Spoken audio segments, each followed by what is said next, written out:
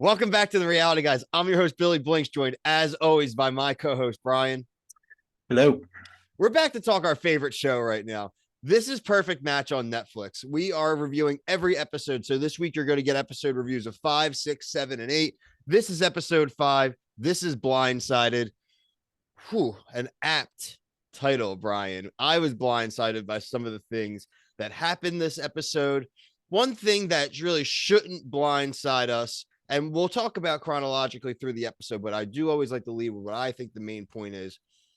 We got a villain turn coming, man. We have the origin stories of a real reality villain here. And she may already to some be considered a reality villain, but I think she's really taking the steps now. We're talking Francesca. Francesca, like at the end of the episode, that conversation she had with Georgia, she got rid of Dom. Dom ends up with Georgia, thank God, because Georgia came to her own senses about our boy. What was his name? Chase. And then, hey, they're really two nice people. Yeah, Francesca hates it. Francesca hates the fact that the guy she dumped is still there and ended up with someone who's nice to him, even though she chose the guy she's with. Dude, nasty. Your thoughts? I mean, I'll go into the specific comments, but your general thoughts. No, I agree with you. She's giving me off big Emperor Palpatine vibes. Like she almost has Carousel corrupted in like her decision making. Like they're becoming like the rule of two, where they're like, oh, you should go talk to Dom Innes and like bring up the late. This is a later thing, but just like there's so much like stuff behind the scenes that like if you trace it back, it's them.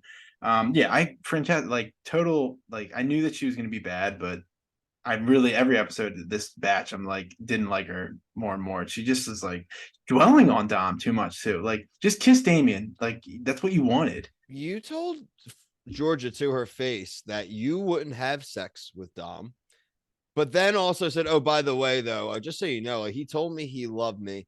He wasn't professing like you're my true love. He was expressing love for you, dude. Like you are such a narcissist. Like upset me. It really did. I'm sure. I On was the thinking about you the entire time, Bill. Like you must be like steam coming out of your ears with like my neck hurts from just shaking my head. I'm just a on the positive side. Let's go to the yin and the yang of the episode. Some may say this is also a bad thing. Joey and Carousel are officially a couple. She chased him for a couple of years. He dumped her a few times.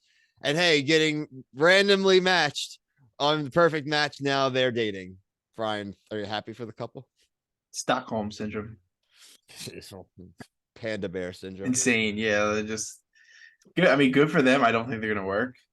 No, they're a comet in the sky, Brian. Mm. They are going to burn out. They are going to burn bright and hot, and then they're gonna die. Like it's so. I mean, good for them. Like they're gonna make out a bunch, and then I think they're gonna win straight up. Yeah, we need. I don't know. We don't know how the winning is gonna go, but I really don't want them to win or Francesca to win. But I feel like they're going to. Yeah, I mean, look, we haven't. We're gonna go through 6, 7, and 8 tonight, and we'll react. But it just seems like they're setting up for them. I mean, again, one fight away though, just one fight away from her going off, maybe making out with someone, him losing his crap and just leaving. We see a lot of threats of leaving. Brian, we'll get that. Anything else on them before we circle back to the beginning of the episode? I just don't think that anyone's gonna come into the house girl wise and be interested in Joey. So like the only way, like I don't buy it. Like he makes a reference like I'm the shortest dude here. Not that there's anything wrong with being short, but like all these other dudes are like he's like a doughboy. Like Will comes in, he's jacked. Dom is jacked. Bartise looks like he's in pretty good shape. Damian looks like he's in pretty good shape. Shane's in good shape. Like all these dudes, like he's just not. He's got that like weird personality that I just don't. You got to really like it, and that's like it meshes well with Carousel. She's also crazy. Yeah, you're right.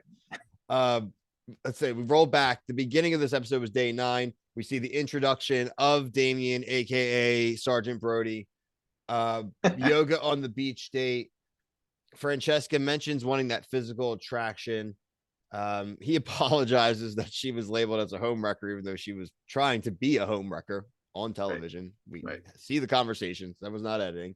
And then they kiss. It's like, okay. We're off to the races here.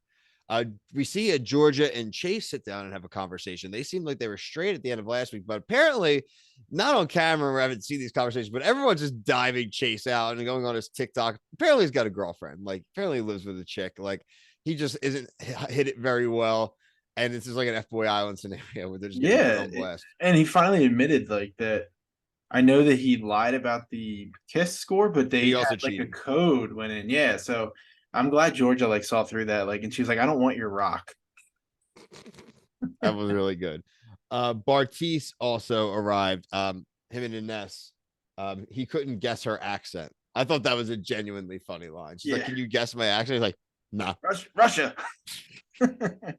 Bartice is a dick. Like he is, but like he is consistent. Like I've been fine with Bartice in this episode, honestly. Like, yeah, I thought he actually like came off pretty well on the like first impression. If you didn't know him, you're like, "Oh, I like this guy." Like I thought him that on the date was not like genuine, and then as we find out, like he's gonna go back. But I mean, this is like you said, he thrive. I think he would thrive on the show, and he unfortunately he was did. a little pressuring with Izzy in this Yeah, episode to yeah, match, though. He was like, "Oh, I definitely. get up, you let me go, I could be gone." It's like, all right, dude, just all right, enough.